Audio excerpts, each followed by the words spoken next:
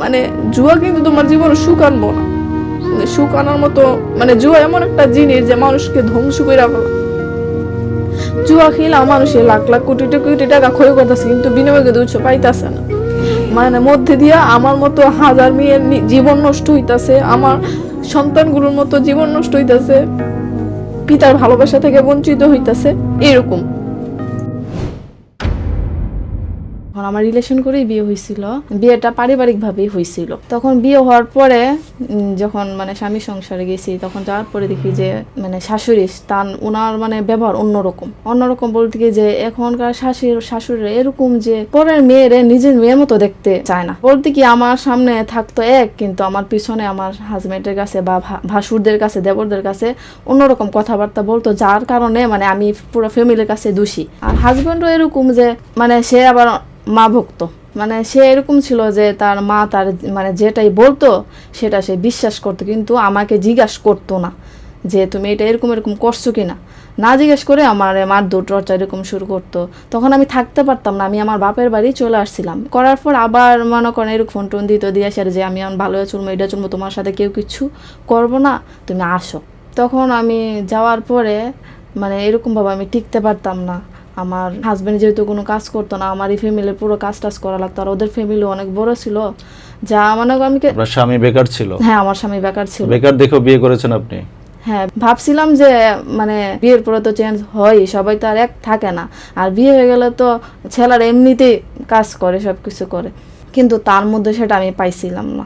সবচাইতে মনে করেন আমার ইচ্ছা ছিল যে আমি সংসার করার খুব ইচ্ছাটা ছিল, কিন্তু আমি অনেক চেষ্টা করছি। এরকমভাবে যখন আমি কয়েকবার গেছি, শেষে আমার শাশুড়ি মানে কিছু একটা মানে তর্কাতর্কি নিয়ে আমারে এক রুম থেকে কাঠ দিয়ে মানে মোটা একটা কাঠ দিয়ে আমার মারতে মারতে আরেক রুমে নিয়েছিল। ওনার ছেলে সে আমার হাত থেকে আমার ফোনটা নিয়ে নিছে, নিয়ে পরে 2 দিন খোঁজ নাই, মানে 2 দিন আসে না, আমার ফোনটা বিক্রি করে ফেলছে, বিক্রি করে সে নাকি মানে জুয়া খেলছে। তখন আমি ওর কিছু বন্ধু বান্ধবরা জিজ্ঞাসা করছি, তখন বলতেছে সে তো অনেক জুয়া খেলে, প্রচুর জুয়ার নেশা। অনলাইন যে জুয়াটা বাইর হয়েছে মানে এইটা আমার ভাই মানুষকে একদম ধ্বংস করে, কত নারীর যে জীবন লাইফ নষ্ট করতেছে যা বলার বাইরে। আমি মানে এত চেষ্টা করছি, শেষ পর্যন্ত আমি টিকার মতো অবস্থায় ছিলাম না। দেখা গেছে কি এমন অবস্থা, ঘরের কিছু রাখে না, যে আগে আমার যে ফোনে অনলাইনে টাকা ভরে আমার খেলতে হবে, খেলার পর মানে এরকম একটা নেশা, কিন্তু টাকা তো পায় না, কিন্তু তার যে লাইফ শেষ হইতেছে, তার যে সংসার শেষ হইতেছে, বাচ্চার জীবন নষ্ট হইতেছে, মানে এইসবের কোনো তার ধ্যান জ্ঞান নাই। এক সপ্তাহ পরে আমার ফ্রিজ বলতেছে ফ্রিজটা বিক্রি করবো। পরে আমি না করছি, আমি জানি সে জুয়া খেলবে, তখন আমি না করছি। পরে তখন হক স্টিক আসছিল ঘরের ভিতরে একটা, তার হক স্টিক দিয়ে মানে মারতে মারতে এমন অবস্থা করছে, আমার 2টা বাচ্চা ভয়ে মানে এমন অবস্থা, মানে তারা ভয়ে লুকাইয়া চলে যাইতেছে, এমন ভাবে মারাত্মক, নাকে মুখে দিয়ে রক্ত বাইর করে যে আমি জিনিস বিক্রি করবো, তোর সমস্যা কি, আমি যা খুশি তা করবো, তার কৈফিয়ত কি আমার তোরে দেওয়া লাগবো। ফ্রিজটা ওর বোনের কাছে বিক্রি করছে, 3 দিন আবার নাই, মানে কোনো খোঁজ নাই। ওরা ফোন দিতেছি, কিন্তু আমার ফোন ধরে না, ফোন কাইটা দেয়। তখন 2-3 দিন পরে আসছে, আইসা সেরা মানে পকেটেও টাকা নাই, কোনো কিছু নাই, তার আমি জাস্ট বলছিলাম যে তুমি টাকা কি করছো। তারপরে মানে আমার সাথে শুরু হয়েছে মায়ের ধুর, অত্যাচার, টর্চার, যে যা খুশি তা করমু, এত কৈফিয়ত তোর কি দেওয়া লাগবো নাকি, থাকলে থাকবি, না থাকলে নাই, চলে যা। আমার না তাহলে আমি কই তুমি আগেই বলতো, আমার 2টা বাচ্চার জীবন নষ্ট করার আগেই বলতো, আমি সব কিছু সম্পল নিয়ে আমি তোমার কাছে আসছিলাম, তোমার কাছে থাকার জন্য, সংসার করার জন্য, কিন্তু তুমি এটা আমার সাথে কি করতেছ। সে বলে যে না আমি এমনভাবে চলবো, মানে তার স্বপ্নে কি যে অনলাইনে নাকি জুয়া খেলে সে নাকি অনেক টাকা পাবে, মানে সে অনেক বড় লোক হবে, সে আশা জুয়া খেলে মানে এটা তার স্বপ্ন, মানে দিনদার স্বপ্ন। এদিকে যে তার সব কিছু চলে যাইতেছে, এদিকে আর খেয়াল নাই। বাচ্চারে যে মনে করেন মাদ্রাসায় সে ভর্তি করাইবো, মানে তারও কোনো চিন্তা নাই, মানে এইসব নিয়েও ঝগড়া, যে তুমি বাচ্চারা মাদ্রাসায় ভর্তি করো, পরে এটা বিক্রি করে, সেটা বিক্রি করে বলে কি আমি ওরা মাদ্রাসায় ভর্তি করবো, করে সেরা মোবাইলে অনলাইন ক্যাসিনো তো বইরা, তারপরে সে জুয়া খেলা শুরু। যদি স্বামীও ভালো হইতো শাশুড়ি টর্চারে থাকতে পারতাম না, মানে এটা হলো সত্যি কথা। কিন্তু জুয়া খেলে সব ব্যাপারে তার মা কিছু বলতো না? আমি তো আমার বলছি, মানে একটা যে করা করে যে শাসন করা, তেমন একটা কিছু আমি দেখি নাই। তারপর আমি শেষ পর্যন্ত আমার আব্বারে আমি ফোন দিছি, কারণ আমার ফোন নিয়ে নিছে, আমি যে আমার আব্বা আম্মারে জানাইমো আমি আসছি 2 মাস হয়েছে, আমি আমার আব্বার সাথে কথা বলতে পারতাছি না, আমার আম্মার সাথে কথা বলতে পারতাছি না, এমন পর্যায়ে গেছে।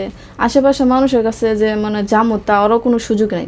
ওর কথা হলো আমারে মারবো কাটবো সব কিছু করবো, কিন্তু আমার এখান থেকে যাইতে দিব না, মানে আমি এখানে থাকবো, বাড়িতেই থাকতো না। 3 দিন 4 দিন পরে আসতো, তাই 3 দিন 4 দিন পরে আসতো, আর আমি বাড়িতে একা, বাড়িতে কেউ নাই।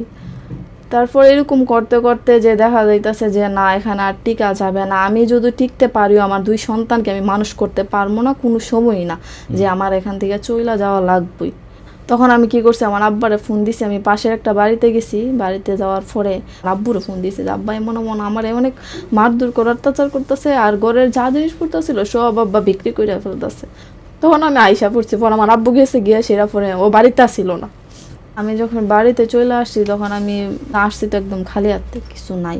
তখন আমি আমার ভাসুরে বলছি যে ভাইয়া আমার ফ্যামিলিতে তেমন একটা মানে ইয়ান আমার যে করবো বা আমার বাচ্চারা যে দেখবো তেমন একটা সামর্থ্য নাই, মানে আমারটা আমার নিজেরই ভাই করা লাগবে। তখন আমি আর কি বলছি যে ভাইয়া আমার জিনিসপত্রটি পারলাম মানে কিছু দিয়া দেন না, আমি তো বাচ্চাটি নিয়ে খুব মানে বেসাবে আছি, থাকা খাওয়া ঘুমা সব কিছুতে মানে খাওয়াতে না থাকাতে সব কিছু চলাফেরাতে পোশাক আশাকে আমি একটু কষ্টেই আছি। কারণ এখন আমি তো আবার সব কিছু যেহেতু দিয়ে আসছি, আমার আবার একটা জবে এখন ঢোকা লাগবো, সব কিছু আবার নতুন করে করা লাগবে, কারণ আমার দেওয়ার মতো করার মতো কেউ নাই। তখন কি করছে, আচ্ছা ঠিক আছে আমি তোর জিনিসটি পাঠানোর ব্যবস্থা করবো। 2 দিন পরে ফোন 2 দিন পরে ফোন দেখো আমি বাড়িতে গেছিলাম, গিয়া দেখি তোর হাজব্যান্ড সব কিছু বিক্রি করে ফেলছে।